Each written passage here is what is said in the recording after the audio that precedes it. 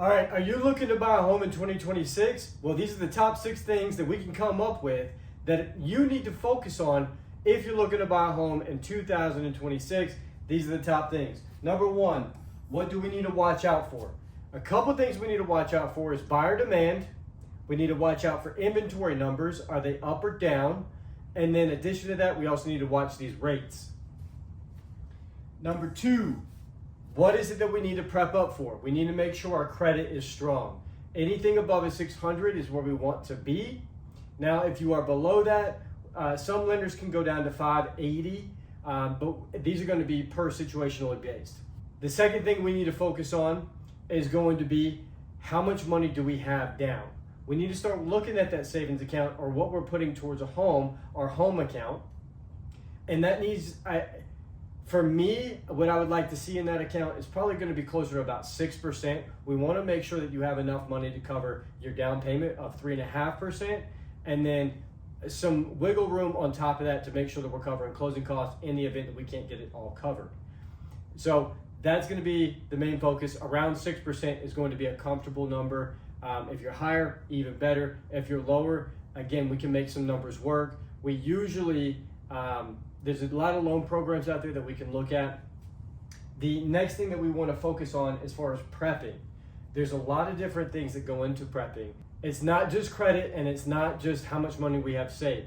There's a few other things that go into this. One, we want to make sure that we have predictive income. We want to make sure that we are staying on top of these things. We need at least 2 years of you working on a job.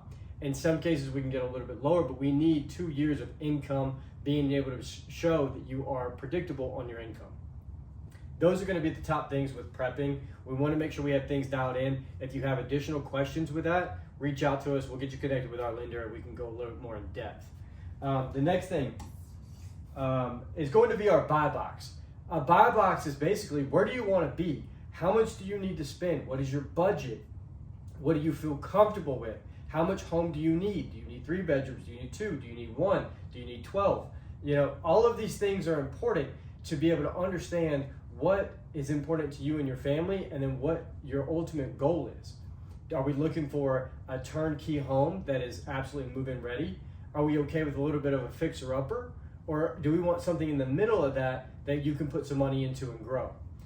There's a lot of different things out there in the market that we can focus on depending on what your situation is.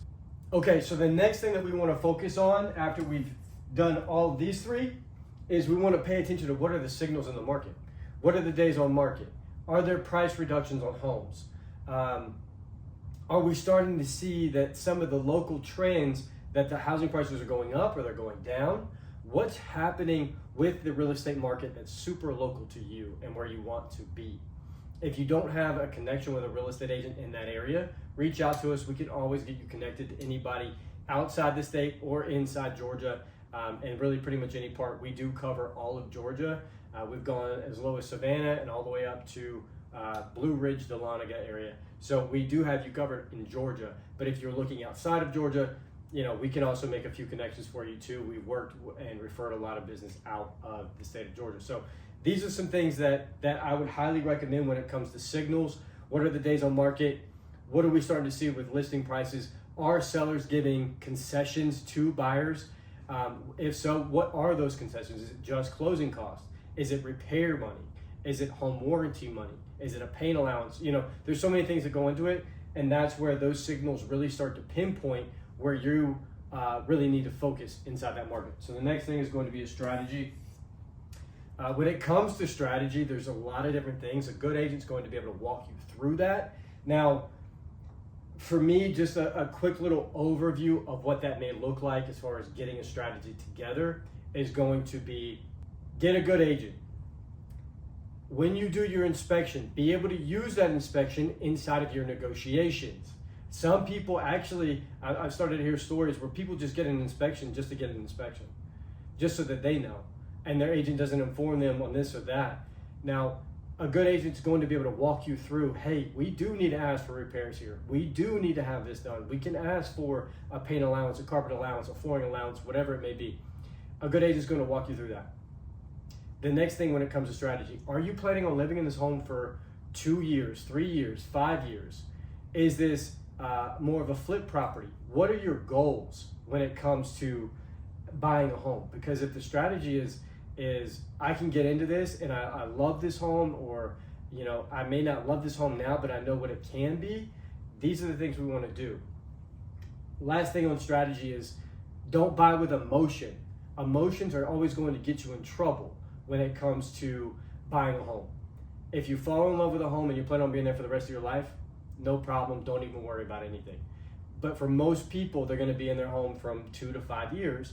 And so what we want to do is be able to buy a home, not based off of emotion, but on logic and what that actual process needs to look like. Because if the numbers don't make sense for you, then you don't need to buy. The last piece here is who needs to be waiting?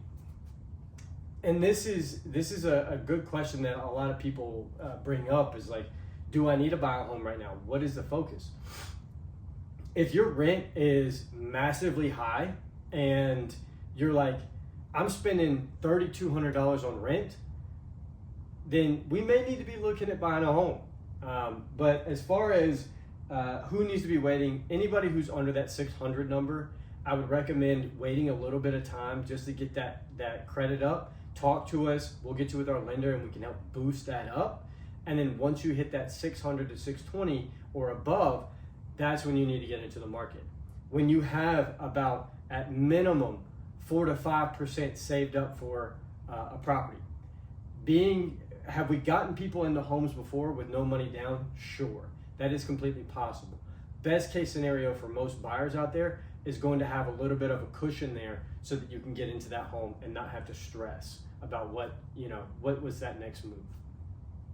The next people who need to wait is if you don't know where you want to be. If you don't know where you want to be, buying right now may not make sense. And so until you get to a place where you're like, okay, I know for a fact I want to be in the heart of Atlanta, then again, let's have that conversation. Let's start putting together a search for you so you can see what's going on with the market, so you can watch the market, and you're going to get regular updates, whether it be weekly, daily, monthly, bi-monthly, whatever that is for you. We can get that set up and send you home so you can see what's happening with the market. And we're always a phone call away if you have any questions about what's happening with the market. So these are going to be the couple of the main things that I wanted to go over. If you're looking to buy a home in 2026, reach out to us. We're more than happy to sit down and have a conversation, no pressure. We have buyer consultations all the time inside the office. We'll meet you at a coffee shop, whatever fits for what you're looking to do. If you want to see a home, we'll show you a home. So just to kind of be able to build that relationship up, we're here for you. If you like this content, if you like the video, let me know. We'll put more out. We're really trying to grow our YouTube page strong because we feel like moving into 2026 and here on out, building this relationship on YouTube is going to be massive with a little bit more long form content. So reach out to us. We're here to help. Like, share, subscribe. Talk to you soon.